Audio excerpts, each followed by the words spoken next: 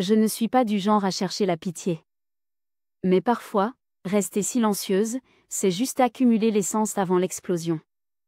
Quand j'ai épousé Hugo, je savais dans quoi je m'engageais. Famille aisée, entreprise florissante, traditions étouffantes. Mais je m'en fichais. Je l'aimais.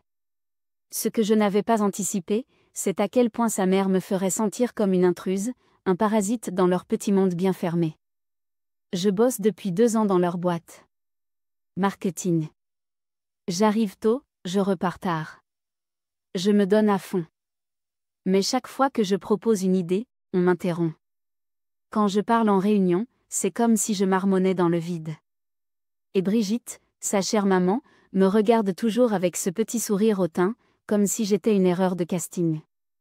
Un jour, j'ai osé suggérer une campagne éco-responsable en réunion de service. Je n'avais même pas fini ma phrase que Brigitte a levé la main. Non, mais laisse tomber, Nora. On n'est pas là pour faire des dessins de licorne. Rire gêné autour de la table. Et moi? J'ai juste souri. Comme d'habitude. Mais le pire, c'était en dehors du boulot. Lors du dîner d'anniversaire d'Hugo, je m'étais mise en 4.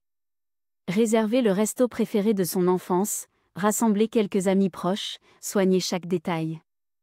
Mais quand je voulais porter un toast en son honneur, Brigitte m'a coupé net. Laisse faire, ma chérie. Tu n'es pas très à l'aise pour parler en public, n'est-ce pas? Et elle s'est levée avec sa coupe de champagne, prenant toute la lumière. Hugo? Il a ri. Il a même dit, tu connais maman? Oui, je la connaissais. Trop bien.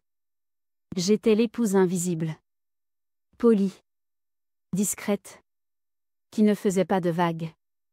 Mais ce que Brigitte ignorait, c'est que chaque humiliation était stockée dans un coin de ma mémoire. Et qu'un jour, tout ça exploserait. Ce soir-là, en rentrant chez nous, Hugo s'est effondré dans le canapé, trop heureux de sa soirée. Moi, je suis allée dans notre bureau, j'ai ouvert un tiroir fermé à clé, et j'ai sorti une petite clé USB. Dessus, il y avait tout. Des documents. Des emails. Des idées volées. Et des choses qu'il ne voudrait jamais voir rendues publiques. J'ai ouvert un fichier et j'ai commencé à relire ce que j'avais préparé depuis longtemps. C'était mon plan B. Parce que ce qu'ils ne savaient pas, c'est que je n'étais pas venue m'accrocher à leur nom. J'en avais un, bien plus puissant. Et ils allaient bientôt le découvrir. Le lundi matin, j'étais arrivée une demi-heure en avance. Comme d'habitude. La salle de réunion était encore vide, alors j'avais installé les dossiers, mis en place les présentations, ajusté le projecteur. 30 minutes plus tard, tout le monde arrivait, sauf moi. Du moins, c'est comme ça qu'ils se comportaient. J'étais là, présente, mais totalement ignorée. Pas un bonjour, pas un regard. Et Brigitte, évidemment, en grande prêtresse de cette mascarade, trônait au bout de la table comme si elle avait bâti cette entreprise à main nue. Spoiler, elle l'avait juste épousé. Quand la réunion commence, je tends la main vers le dossier du plan marketing du trimestre. Brigitte me fusille du regard. Ce point ne te concerne pas, Nora. Tu peux rester en observation. Pardon? Observation? Comme si j'étais une stagiaire de première année. Et personne ne dit rien. Personne ne bouge. Même Hugo baisse les yeux. Mais c'est pas fini. Le soir même, je découvre que mon badge d'accès au serveur interne a été restreint. Certains fichiers confidentiels, ceux sur lesquels je travaille depuis 2 mois, me sont maintenant bloqués. Sans explication. Et la perle du jour? C'est quand j'ai surpris une conversation dans l'ascenseur entre Brigitte et le responsable juridique. Il faut qu'elle sorte du conseil. Elle n'a aucun droit d'y être. Et elle n'aura jamais le nom d'Urieux. Je me suis figée. Le conseil, ils veulent m'en évincer? Alors que je suis mariée à Hugo et que je suis employée depuis 2 ans? Pas de panique. Pas encore. Le lendemain, Brigitte organise une réunion stratégique. Je n'y suis même pas conviée. J'apprends par une assistante que l'ordre vient directement d'elle, pas de présence inutile. Je commence à capter qu'elle a un plan. Et ce plan, c'est de m'effacer. Lentement. Poliment. Officiellement. Le soir, en rentrant, j'en parle à Hugo. Et là, c'est la goutte d'eau.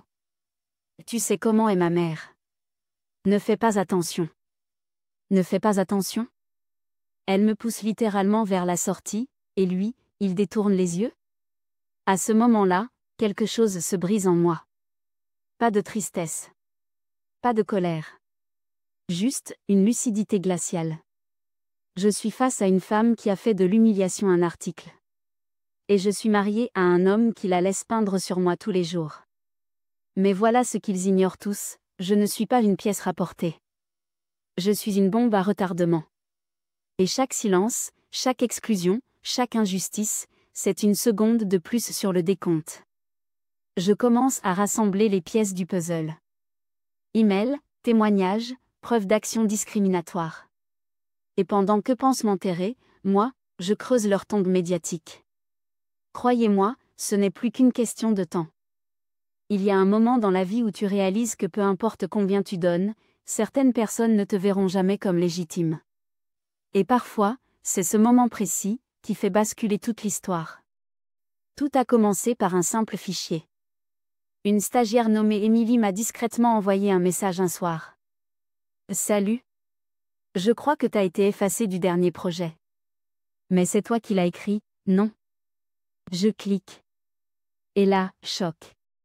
La campagne marketing que j'ai conçue de A à Z, visuel, concept, stratégie, budget, était présentée comme le travail de David, le directeur com.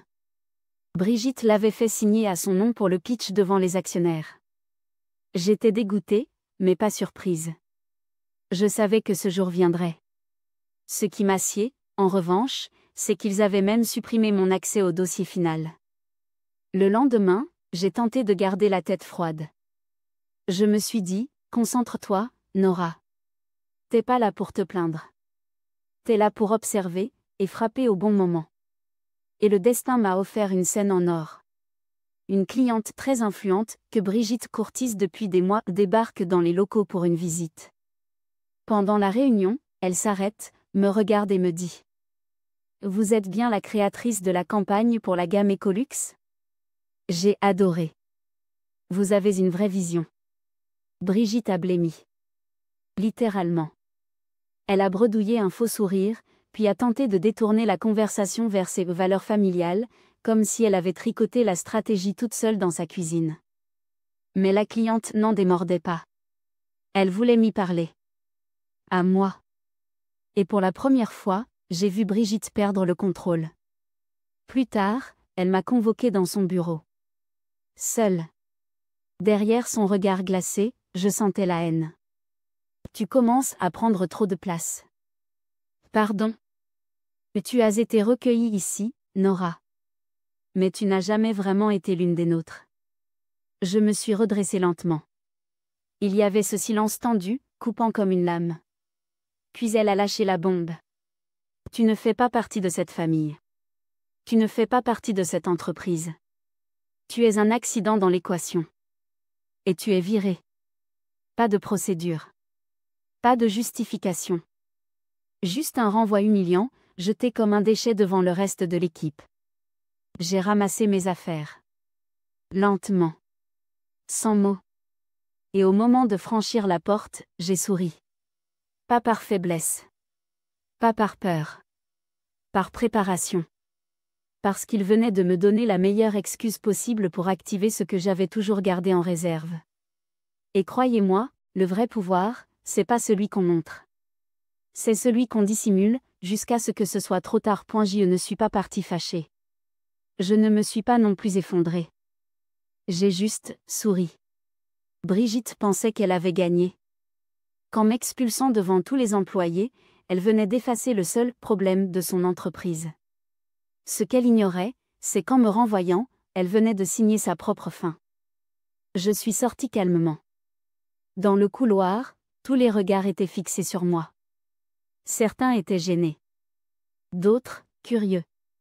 Mais moi, je savais exactement ce que j'allais faire. J'ai sorti mon téléphone. Je l'ai posé en haut-parleur. Et j'ai composé un numéro que je connaissais par cœur. Une voix élégante, assurée, a décroché à la première sonnerie. Oui, ma chérie. Maman, annule le contrat avec Maison Durieux. Maintenant. C'est noté, clic. Silence absolu dans le couloir. Vous voyez, ce que Brigitte n'a jamais pris le temps de découvrir, c'est qui j'étais vraiment. Mon vrai nom, c'est Nora Delma. Fille unique de Monique Delma, PDG du groupe Delma International. Un empire de luxe, d'import-export, de logistique et principal client de Maison Durieux depuis 6 ans. Oui, j'avais choisi de garder mon nom discret. Je voulais être jugée sur mes compétences, pas sur mon héritage. Et honnêtement, ils m'ont jugée. Mal. Très mal. Quelques minutes après mon appel, le téléphone de Brigitte explose. D'abord un appel de la direction logistique, le contrat Delma est résilié avec effet immédiat. Ensuite, un message du service financier, on perd plus de la moitié du chiffre d'affaires. Et enfin, Monique elle-même, qui laisse une simple note juridique via son avocat. Nous mettons fin à notre partenariat. Définitivement. Sans discussion. Brigitte panique. Elle appelle Hugo. Elle convoque le directeur commercial. Elle hurle sur tout le monde. Et pendant ce temps, moi, je suis dans l'ascenseur. Tranquille. La tête haute. Dignité intacte. Mais la cerise sur le gâteau ? Ce sont les murmures qui commencent à circuler dès l'après-midi. Attends, tu savais que Nora était la fille de la Monique Delma ? La Nora qu'on a virée comme une stagiaire ? On vient de flinguer notre plus gros contrat, à cause d'un caprice de Brigitte. Je n'ai rien eu à faire. Juste à attendre. Car cette fois, c'est pas moi qu'on allait juger. C'est eux. Et le plus savoureux dans tout ça ? Ce n'était pas la perte du contrat. Ni même la honte publique. C'est qu'ils commencent, lentement, à comprendre que le pion qu'ils pensaient sacrifier était en fait la reine. Il n'a fallu que 48 heures pour que tout s'effondre. Le matin même de mon départ, Brigitte paradait encore dans les couloirs de l'entreprise comme si elle portait le monde sur ses talons. 2 jours plus tard, elle recevait un appel glaçant de la banque. Madame Durieux, nous devons requalifier votre ligne de crédit suite à la perte du client Delma.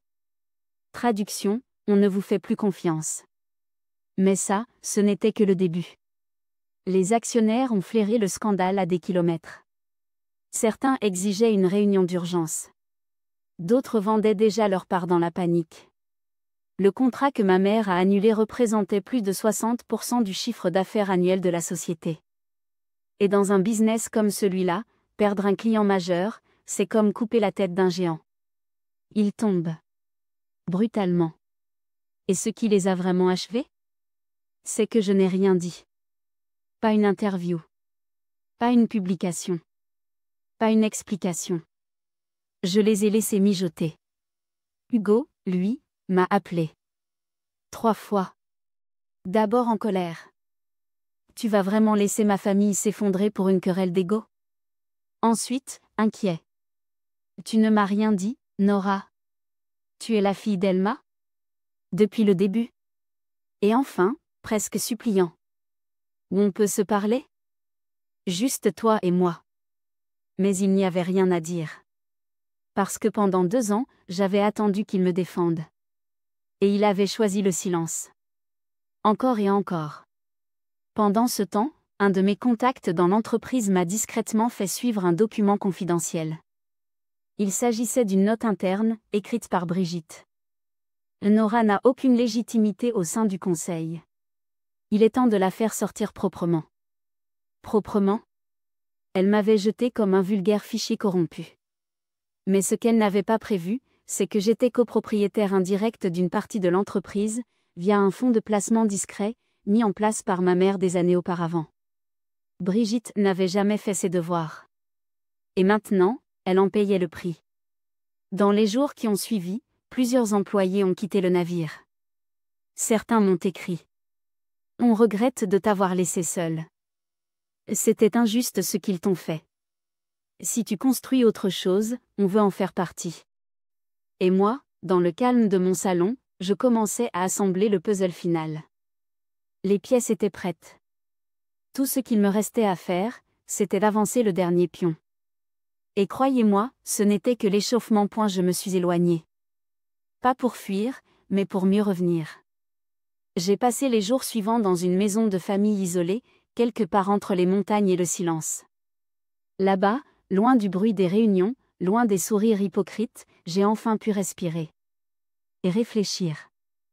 Ma mère, Monique, m'a rejointe au bout de 3 jours. Elle est arrivée sans prévenir, comme toujours, un café à la main, un regard doux mais tranchant. Tu les as laissés se détruire eux-mêmes.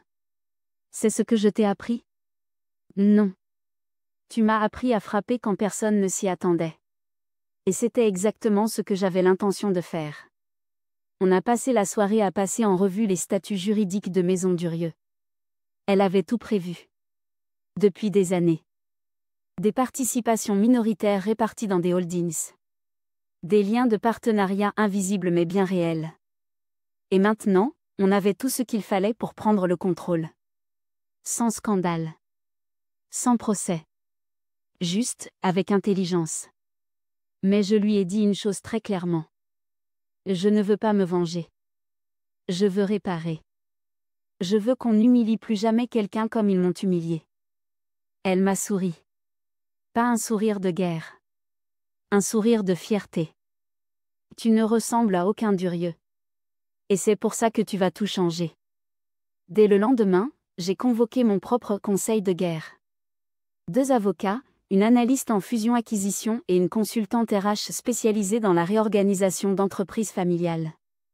Tout ce que je n'étais pas censé être, je le devenais. À ma manière. Le plan? Acquérir silencieusement la majorité des parts de Maison Durieux, via une cascade d'achats, pilotée par des entités de confiance. Le tout sans attirer l'attention. Jusqu'au bon moment.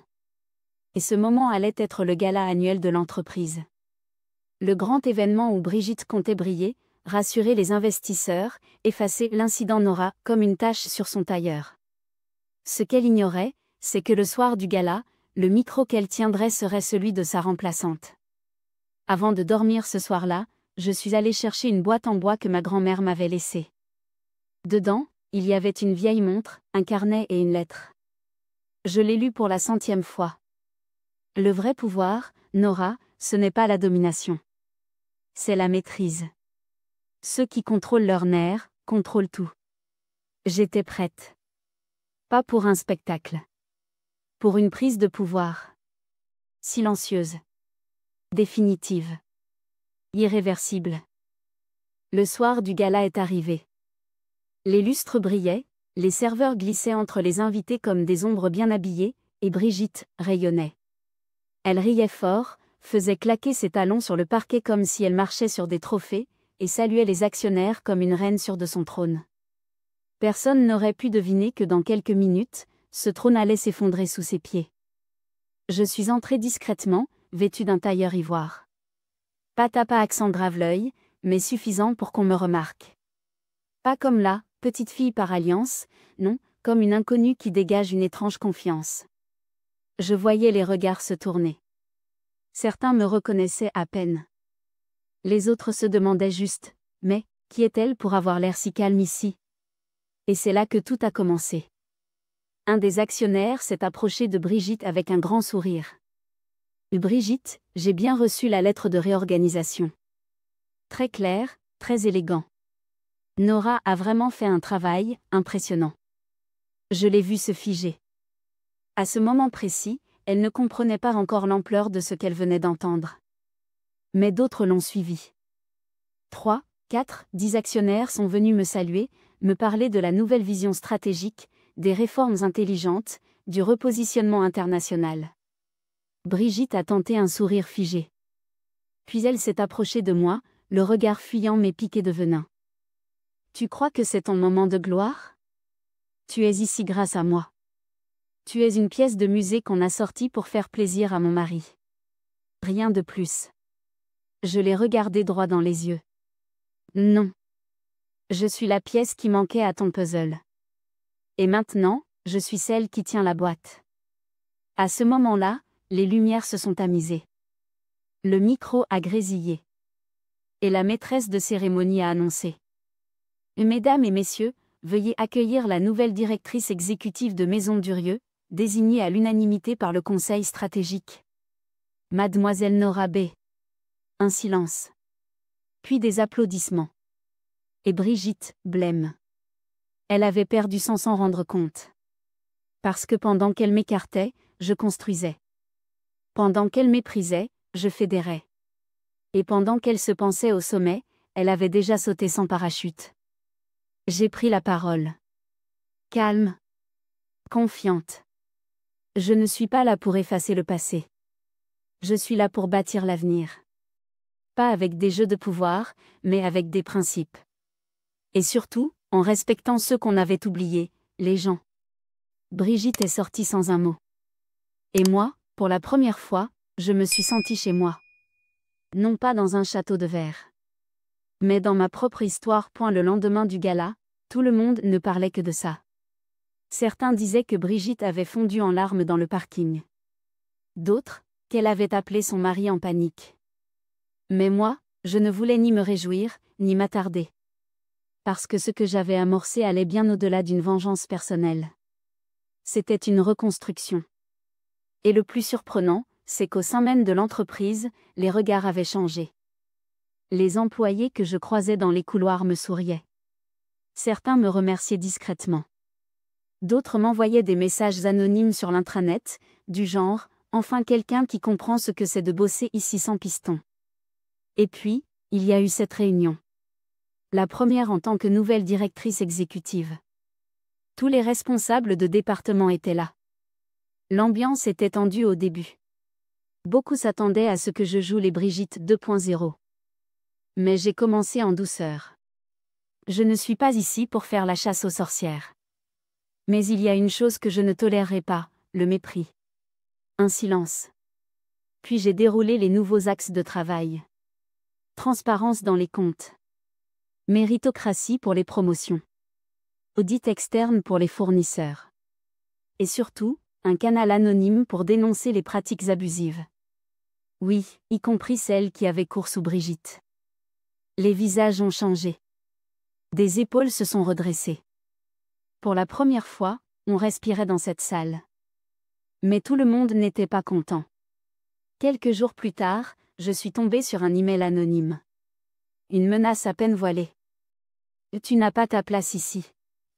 Tu n'es qu'une intruse avec un badge doré. Ce que tu as volé, tu le perdras. Je n'ai rien dit.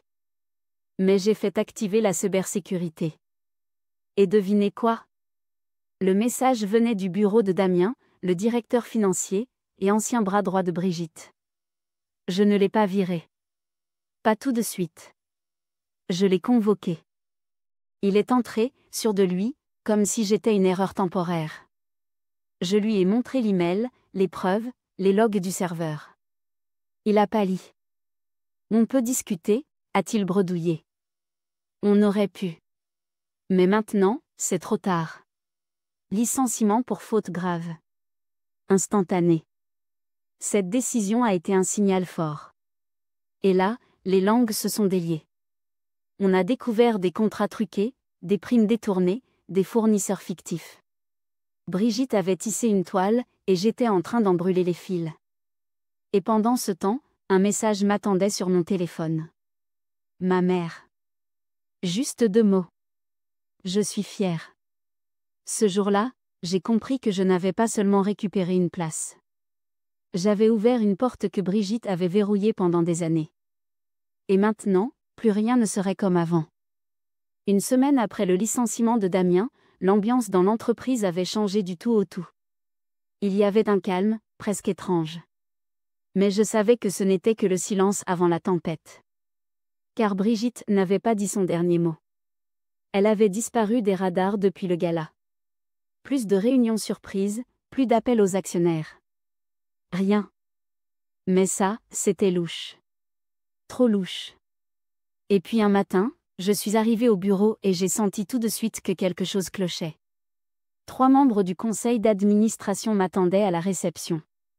Sourires crispés, regards évités. On a besoin de vous parler en privé, a dit l'un d'eux. Dans la salle, Ils ont posé une pile de documents devant moi. Plagiat de stratégie. Usage abusif de cartes professionnelles. Une liste qui, sur le papier, pointait vers moi. J'ai pris une inspiration. Et j'ai compris. Brigitte m'avait tendu un piège. Elle avait monté un dossier en douce, repris des vieilles versions de projets sur lesquels elle m'avait volontairement laissé seule, sans encadrement. Et maintenant, elle s'en servait pour tenter de me salir. Mais ce qu'elle ne savait pas, c'est que j'avais tout conservé. Email, échange, validation. J'ai souri et je leur ai dit calmement. Laissez-moi 5 minutes. Je suis revenue avec une clé USB. Dessus, tous les échanges entre Brigitte et moi. Preuve qu'elle avait validé chaque étape, qu'elle avait elle-même signé les autorisations de budget, et même, qu'elle avait contourné certains contrôles pour me forcer à assumer des décisions bancales. Quand j'ai montré un enregistrement vocal, pris à l'époque sans trop y croire, où elle disait clairement « On te laissera prendre les coups si ça tourne mal », un silence glacial a figé la pièce.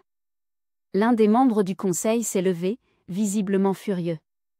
Pas contre moi. Contre elle. On a été manipulé. Le lendemain, une enquête interne a été ouverte contre Brigitte. Officiellement. Mais ce qui m'a le plus surprise, c'est que des gens ont commencé à se ranger derrière moi. Pas juste les employés. Des fournisseurs. Des clients. Des gens qu'elle avait piétinés au fil des années. Des gens qui n'attendaient qu'un signe pour parler. Et ce signe, c'était moi. Mais l'épisode le plus fort a eu lieu 2 jours plus tard, dans un couloir de l'entreprise. Une femme de ménage, que je croisais souvent, s'est arrêtée devant moi. Elle m'a dit simplement.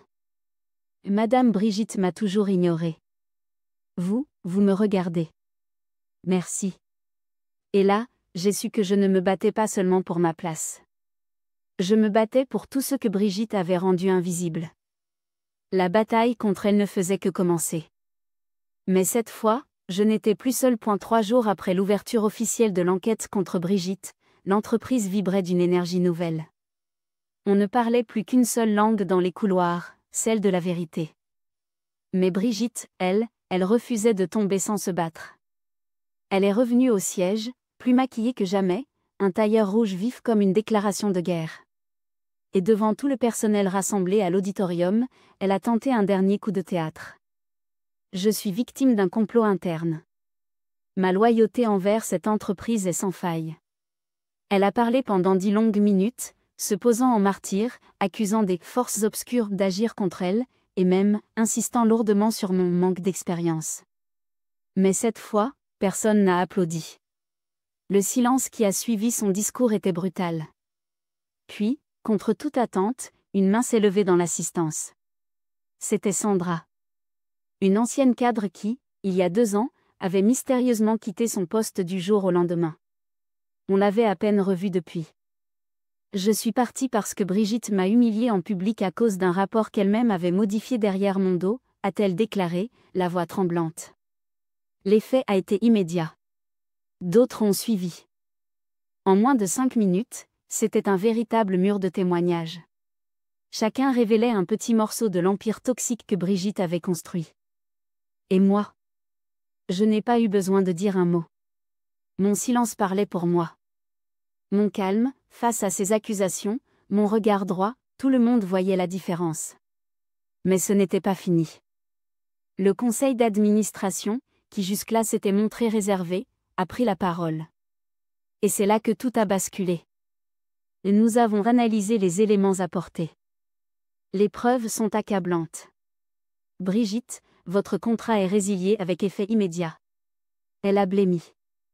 Vraiment. Comme si le monde autour d'elle s'écroulait. Mais ce n'est pas ça qui a marqué les esprits.